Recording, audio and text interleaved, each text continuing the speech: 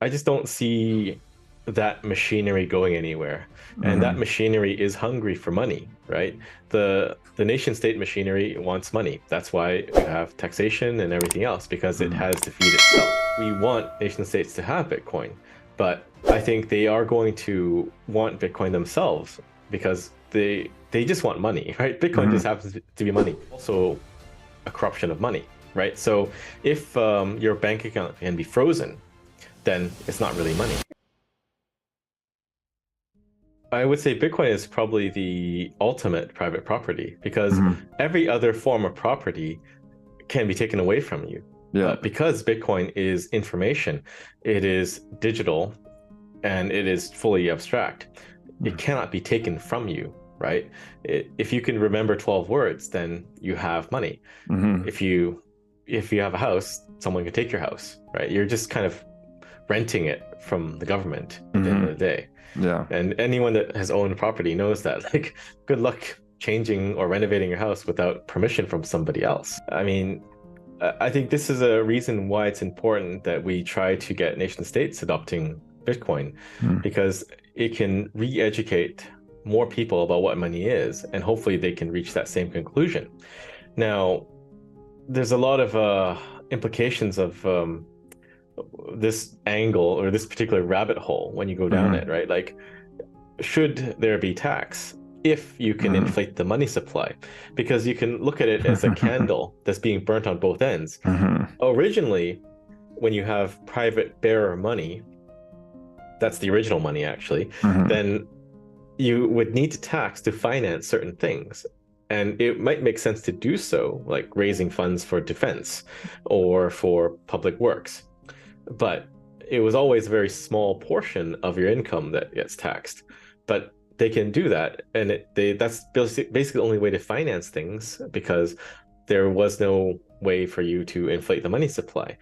But if you have a central bank, they're just invented very recently, you can actually print as much money as you need. So taking Canada as an example, during the COVID pandemic, they printed a massive amount of money to run all these programs and buy vaccines and things like that. But you don't need to tax anyone to finance any operation. Right. You can simply print the money. So it's almost like this ties in a bit with the whole concept of prosperity. Like, you need to be able to build on a sound foundation, but at the same time, you cannot build on anything if you're basically taxing your population into poverty, right? You're burning the candle at both ends, because you're earning less because of inflation, and your money is worth less because you're printing more and more money. So, and you're taxing them at the same time. Yes. So the candle is just getting obliterated. Yes. So how can anyone do anything? How can someone buy a house or build a house or, I don't know, do anything if they have no money, right? And I think we're starting to reach a critical inflection point at which that's really going to become a problem, because no one has any more money. And how do you get more money? And this sends you further down this spiral in terms of trying to tax more, right? Yes. There's things like tax the rich, right? But there's also calculations on that too. Like, if you tax all the rich people, it's not enough to finance the government for 1 year, right? So it's just eventually people have to come to the realization that you have to stop trying to corrupt the money supply or influence the money supply or control the money supply, and let free market forces take reign. How would you define, because what we just described about the central bank, it's like, okay, they can create something that dictates a lot of human action, but with no democratic approval. That seems like institutionalized corruption, in my view. How would you define corruption? And what, when you say corruption of money, what do you mean by that specifically? I would say it's very wide. If you go to gold, it would be debasement of the currency, like mixing it with other metals that are not gold. If it's paper money, then you obviously have counterfeiting, but that's usually not done by the central bank. That's done by other people. But central bank doesn't need to counterfeit; they can print at will. So that is also a form legal of counterfeiting. Yeah, it's legal counterfeiting.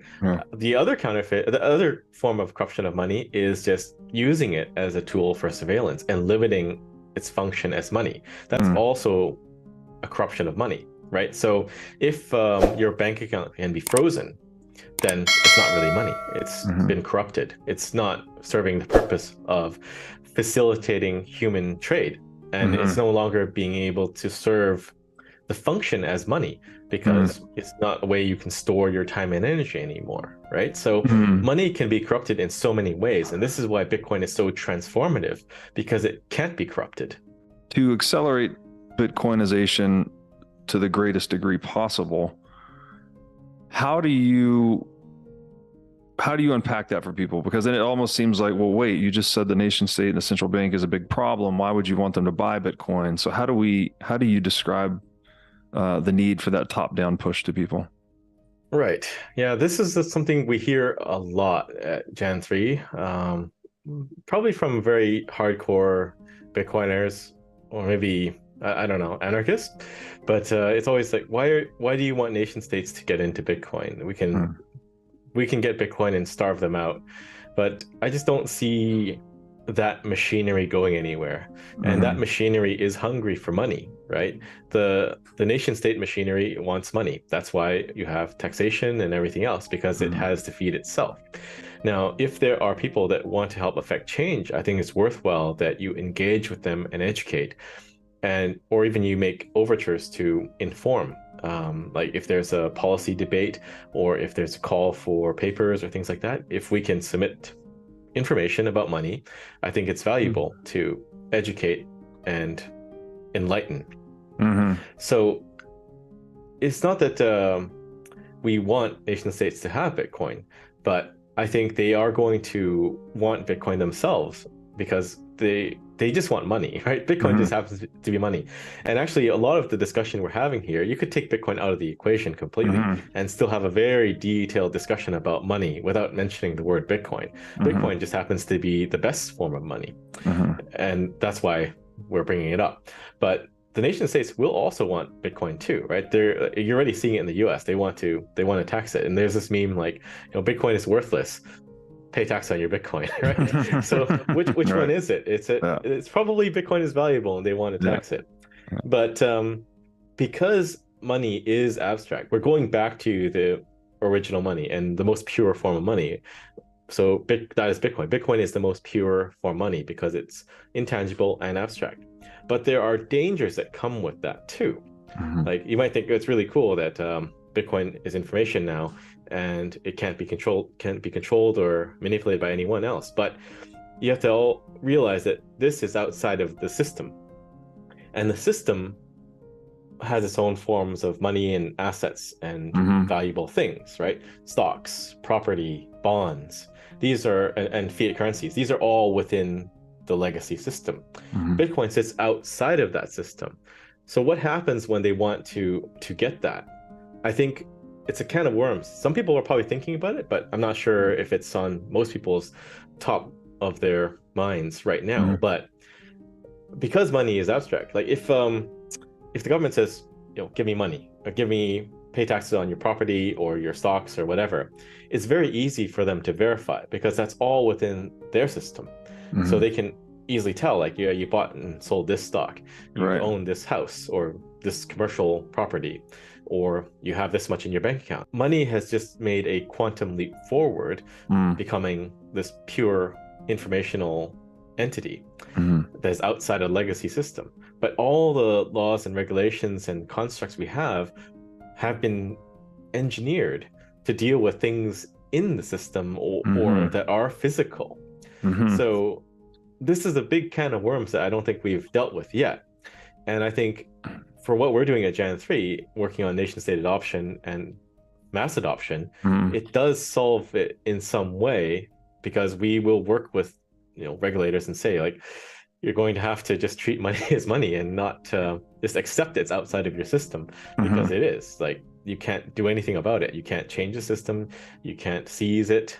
And you can lock someone up for an indefinite amount of time, but you can't get something that they don't have, right?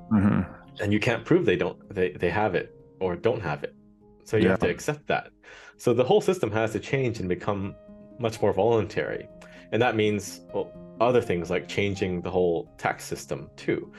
Like, we can discuss that later if you want, but I think the only way that they can tax is really through property, and that inlines more incentives. Like, why do you want to buy a property or invest in property? Well, it's because you believe in the country and the trajectory they're on, and you believe that they are going towards prosperity, not away from it. That's why you're going to invest in that, and you're happy to pay tax on that, because the entire system for property rights is protecting you. So that's the best alignment of incentives. Anything else, because money is now intangible, it's going to have a lot of holes in any enforcement, right? So I think that's going to change. But what we're doing to get more Bitcoin adoption and nation state level adoption is to prevent these types of witch hunts, like going after you, Robert, and saying, give us your Bitcoin. See, witch hunting only works if there are only a few witches. But if everyone is a witch, then there is a witch hunt. Right. So you can say, we're trying to make everyone into a witch by having them get Bitcoin. You have to try to get more nation states onto this Bitcoin standard, align them with Bitcoin, and get their thinking into the Bitcoin ethos and free market economy. So I think if you can get them to have Bitcoin, like El Salvador is buying Bitcoin, or if you can get a nation state to mine Bitcoin, you're better able to align their incentives with the network and with the principles behind money. Yeah, I agree completely. And when people talk to me about this, I always try to pierce that veil of, well, it's easy to say what a nation state will do or won't do, but ultimately all of these groupings of people, whether it's a nation state or a book club, like they're composed of individuals. And so that's what we're ultimately doing, right? Is we're communicating the idea and ethos of Bitcoin to individuals. And then those individuals in turn propagate that message to other individuals. And that is what the rough analogy is, like you're kind of giving the nation state a poison pill in a way.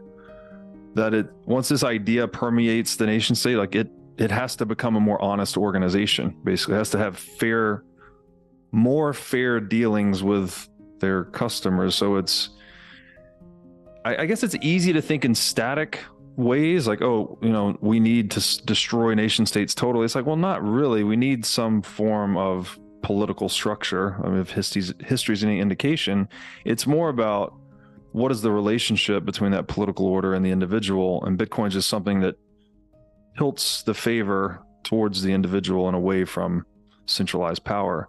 So it definitely doesn't seem like a bad thing to me on any level.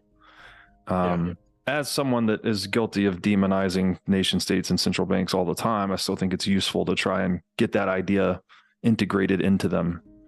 Well, there's only two things you can do. One is you hope that they fail and they go away, or you can try to fix it. And I would say, let's try to fix it, because they're not going away anytime soon. Not that I can see, unless it's total societal collapse and everything disappears at the same time.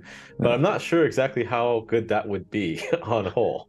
So we'll do what we can do, which is try to fix it and work with people. Because as you said, the government or the state is a big machine, but it's made up of individuals like you or me. And there's no reason why we can't talk to those people and try to affect change. And change can come, just like we've seen with El Salvador. And hopefully we see with Canada too. We have Pierre Poilievre, who has a good background and basis of thinking on what sound money is, or what money is, and fiscal responsibility.